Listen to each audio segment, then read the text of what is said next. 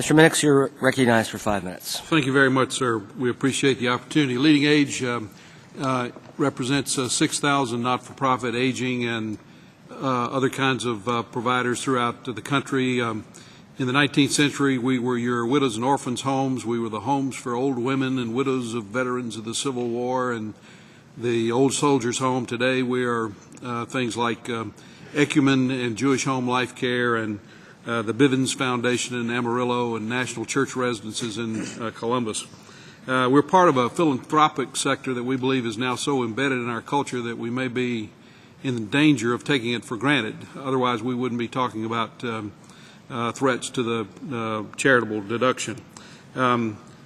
Charity is in our gene pool. Benjamin Franklin started the tradition by establishing the Leather Apron Society to help sick and wounded soldiers, a major concern that is arisen in spades today. De Tocqueville commented on America's unique penchant for enlarging the hearts of communities, which I think is a wonderful way to think about the American charitable spirit. Peter Drucker commented that America has three distinct sectors that make it great and different. Government, whose job is protect and defend, businesses' job to generate an economy, and the not-for-profit sector change lives. Dr. Lester Solomon at Johns Hopkins, who's probably arguably the most knowledgeable expert today on the importance and the resilience of the sector, says that we have four duties. 1, guardian of values. 2, meet difficult unmet needs that are not profitable. 3, advocate for those who do not have advocates. And 4, create social capital. The not-for-profit sector is surprisingly large in size. It's the third largest employer in America behind manufacturing and retail, 13.5 million jobs. So threats to the charitable sector mean threats to jobs simply because that's where most of the money goes. So as government reins in its spending, as we know that it must do to get our financial house in order, philanthropy will be asked to fill gaps that ordinary people and families cannot cover themselves. And it is the poor, yes, but it's also the middle-class poor. In our sector, we see a number of people that need various types of long-term care services that have a little too much to qualify for Medicaid, but cannot sustain themselves on their own resources. Example, Golden Years Home in Indiana had to demolish their old nursing homes. We have a lot of old nursing homes in America, and they had to have a capital campaign to do that. They have a new state-of-the-art facility. 75% of their residents are Medicaid. Medicaid does not pay the full cost of care, so there are two gaps that they fill there.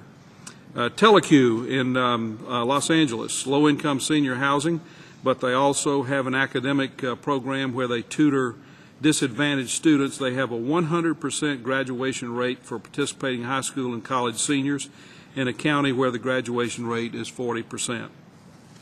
In aging services, low-income elderly housing with services is an emerging new model where, if they're allowed to provide non-medical services, can help seniors age in place and keep them out of hospitals and nursing homes. The downstream effect on health care costs is beginning to emerge. Bethany Center in San Francisco reports they don't remember the last time one of their residents had to go to a nursing home. So these outcomes are possible only with philanthropic contributions. Our retirement communities, serving largely middle-income people, keep people off of Medicaid, and we're seeing results where they're staying out of hospitals and nursing homes unnecessarily. The power of the not-for-profit sector, Dr. Claire Gaudiani at Yale offers a very provocative perspective in her book, The Greater Good, how philanthropy drives the American economy and can save capitalism. I commend it to you. It's well done. She asserts in there, America is not generous because it's successful. It's successful because it's generous. In my own folksy way of putting it, I would say philanthropy is the seed corn of American progress, and I urge us not to forget that. And quit messing around with threatening the tax deductibility of charitable contributions, and encourage people to give, not discourage them. Thank you very, very much for this opportunity. Thank you, Mr. Minnix. I can't help but tell you that I was with the National Church Residency folks a month ago in Columbus, Ohio, in a project that they built with a low-income housing tax credit to house in transitional housing homeless veterans. Homeless veterans, yes. Working with the nonprofit community to provide services, and then working with the for-profit community to place them in permanent jobs and get them into permanent housing. A great organization. Thank you. We're trying to work with them with HHS and HUD to show that there's a national model here. It's a great. So, yeah. It's a so great thank concept. you for that. You're welcome. Thank you for what you've done.